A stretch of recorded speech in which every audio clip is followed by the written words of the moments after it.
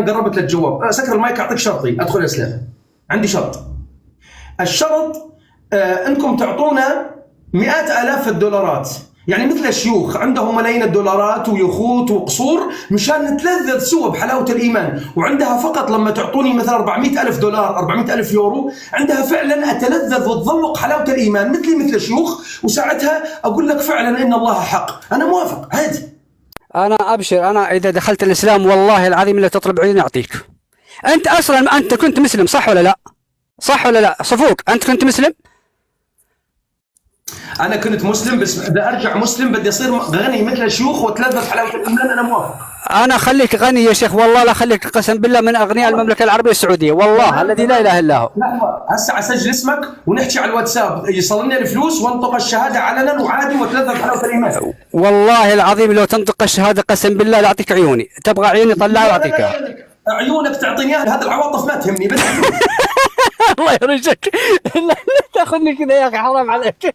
ما اريد عيونك ولا شيء. لا انا ليش اقول لك كذا يا صفوق؟ ليش اقول لك كذا؟ لانك رجل شهم ورجل محترم من الناحيه الانسانيه، والله العظيم.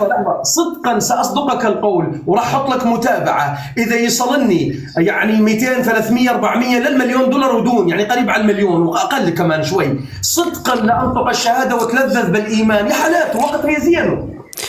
تعالي السعوديه. طيب تعالي، انا استقبلك في المطار، انا شخصيا ياسر استقبلك في المطار. تمام، اذا لكن شرطي تحققوا لي شرطي. والله لا حق لي شرطك، والله لا خليك طال عمرك، والله لا خليك ملياردير، ما هو مليونير، اخليك ملياردير. يا سيدي انا موافق وقدام الجميع موافق.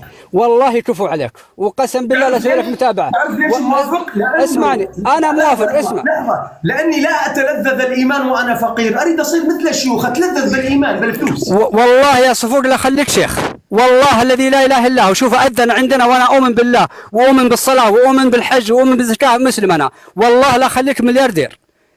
انا حاضر انا موافق. الله يسعدك يا شيخ، قول امين. انا موافق، وهي متابعه وراسلني على الخاص، اعطيك الواتساب. بس بشرط يا اخ صفوق امام الناس انك تجيني على جده، انا في جده، ولو تبغى تذاكر على حسابي انا مستعد. انا هسه عندي جنسيه يونانيه، اقدر اجيك امتى ما بدك. انا مستعد ارسل لك حق التذاكر حتى، والله العظيم. حاضر انا حاضر. الله يسعدك، سلام عليكم. حاضر بس ما اكثرهن ترى، ذا شويه انا ما اسلم، بدي شيء اتلذذ به حلاوه الايمان. انا اسمع، انت لما تجي السعوديه ما خليك ترجع اليونان مره ثانيه باذن الله، الا سياحه انا وياك سوا باذن الله. ماشي، وساعتها اطلع مثل اللايف هذا واقول لهم وحده الله، وترى الله رحيم، بدك يا تكلم. سبحانه وتعالى، والله ان الله رحيم، والله ان الله يغير من حالي لحال يا انا سويت لك متابعه وجيب لي $1,000,000 امريكي زين، وساعتها راح اتلذذ بحلاوه الايمان، وما اتكلم لك الا انه فعلا في الله موجود والرزق موجود والرب رحيم، وهيا انا ودي اكبر دليل رزقني وهداني. راح اتلذذ بحلاوه الايمان مثل الشيوخ. بدي يعني $1,000,000 $300,000 400 500 600 نتفق انا وانت على كل حال، بعد الكلام مو قطعي لكن من حيث المبدا موافق للامانه. ليش؟ لانه حلاوه الايمان هي بهاي الفلوس، لانه الشيوخ كلها اغنياء وكلها عندها يخوت، اصير مثلهم اتلذذ حلاوه الايمان يا اخي، اذوق الحلاوه. طبعا ظاهريا ما احكي لك واصير اكبر مدافع عن دينك، زين تمام، لكن داخليا وبيني وبين نفسي واليخوت والصبايا هذا الشيء يخصني، اذا فعلنا المساوئ فلنستتر، هذا شيء داخلي ما لك علاقه، خاص فيني ما اعرضه على الكاميرا. اما خارجيا انا اكبر مدافع عنكم، زين، بس بدي اتلذذ بحلاوه الايمان. انا موافق ترى، زين، بس جيبوا لي هاي الملايين الدولارات مشان نذوق الحلاوه سوا. اخوتي اللي عنده انا حاضر ترى، وعلى فكره وهو يعرفني قد كلامي ويعرفني صادق، زين، انا موافق على هذا الكلام. ليش؟ بس لازم اذوق حلاوه الايمان، لانه حلاوه الايمان ما يصير تقول لي الفقير يدخل الجنه قبل الغني، صيروا فقراء. اريد اذوق حلاوه الايمان بالاول، زين، وبعدين انصح الفقراء اقول لهم فعلا راح تدخلون الجنه قبل الغني. سيدنا محمد وعلى اله وصحبه. اصبح مشكلتك مشكله فلوس يا اخ صفوق. انت ما فهمت الفكره. لا ما فهمت الفكره انت. لا فهمنا واضح. لا ما انت فهمانه الفكره ليش؟ لحظة الفكرة حلاوة الإيمان. لحظة، الفكرة حلاوة الإيمان لما يجي شيخ يحكي لي عن حلاوة الإيمان وعنده ملايين. هاي الحلاوة لو أنت شو مفكر؟ أنت الإيمان داخلي ما لك علاقة فيه. حلاوة الإيمان أنا أعرفها زين شو هي. فهمت شو الموضوع؟ نعم يعني هلا اذا اجاك وبعث لك $1,000,000 تدخل الاسلام عن ايمان وعن لا عن ايمان هاي ما تخصك. الانسان جوات قلبه ما فيك تفوت. يعني صرت مسلم اذا بده يبعث لك. طبعا ظاهريا مسلم ولا اجيب سيره الحاد خالص، ولكن داخليا ما خصك فيه باي شكل. يعني المشكله الاساسيه هي عندك الفلوس. لا مش الفلوس، انا ايماني الداخلي انت تعرفه شو هو، وانا راح تمام. لحظه، هل تعلم انه المشايخ 99% ملحدين؟ تعلم ولا ما تعلم انت؟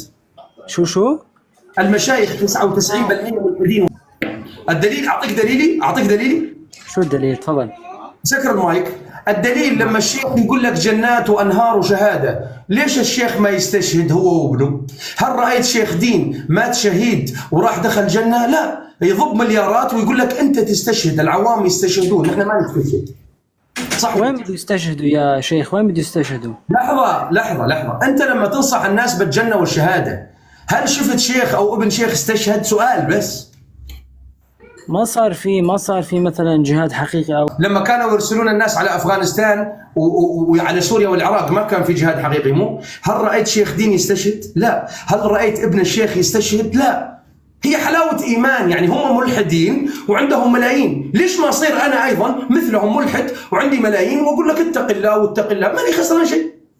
فهمت شو الموضوع؟ هذا الصاير. الشيخ يقول لك جنات، الشيخ يقول لك خمور ونهر من خمر ونهر من لبن وحوريات، وحورية عقدها يكبرهن من ورا ومن قدام، وكواعب أترابة وطيور ولحم طير. حتى مرة شيخ مصري من الأزهر يقول لك أنا ماشي جنب الجنة كده وعلى البلكونة فتاة بتناديلي تقول لي تعال يا مولانا العب معي جولة، ألا تفر بنا جولة في الجنة؟ ها؟ قلت لها لبيه وكذا. فهمت شو الموضوع؟ الفكرة اللي ما فهمت ما يموت هو. 99 من المشايخ ملحدين اساسا، فانا واحد منهم ايضا اصير شيخ ظاهريا وملحد وعندي ملايين الدولارات، وين المشكله؟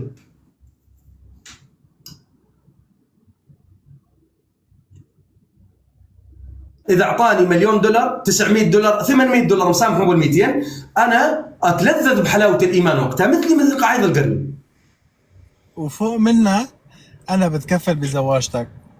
لا لحظة مو بس هيك، يعطيني $800,000 أو قريب $1,000,000 صدقا. إذا واحد يجيب سيرة الإسلام نرد عليه رد صاعق، ما خلي حدا يتجاوز عليهم. ليش؟ لأنه ربنا موجود. وأنا بتكفل بالزواج يا سيدي. لحظة أنا عملت له متابعة وهو يعرفني صادق، وأنا أحترم المواثيق، وهو يعرفني يقول لي أنت شهم وصادق، وفعلا كلامه صح لأني أنا كلمتي جبل.